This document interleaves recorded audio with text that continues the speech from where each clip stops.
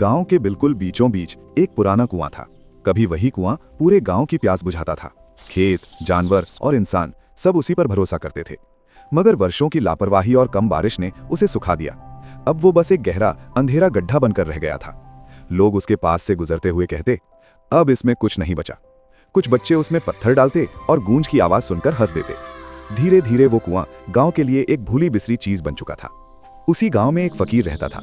सफेद लंबी दाढ़ी, फटे पुराने कपड़े और आंखों में एक अजीब सी चमक। रोज सुबह वो अपना छोटा सा लोटा भरता और चुपचाप उस सूखे कुएं के पास जाता। फिर बिना कुछ कहे धीरे धीरे लोटे का पानी कुएं में उंडेल देता। बस इतना ही, न जोर से दुआ न किसी से शिकायत।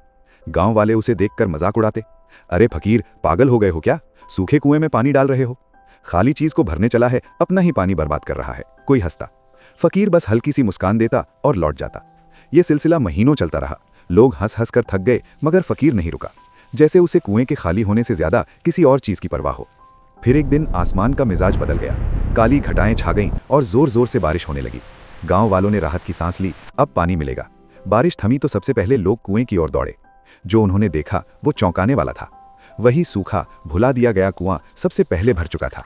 उसमें साफ ठंडा पानी लहरें ले रहा था, मानो वो कभी खाली था ही नहीं। लोग एक दूसरे को देखे जा रहे थे। तभी फकीर धीरे से आगे आया। किसी ने पूछा, ये कैसे मुमकिन है? फकीर ने कुएं की ओर देखते हुए कहा, जो पहले देता है वही पहले पाता है। अल्लाह खाली चीजों को नहीं, भरोसे को भरता है। गांव वालों की आंखें झुक गईं। उन्हें समझ आ गया कि समस्या कुएं की नहीं थी, समस्या उनके भरोसे की थी।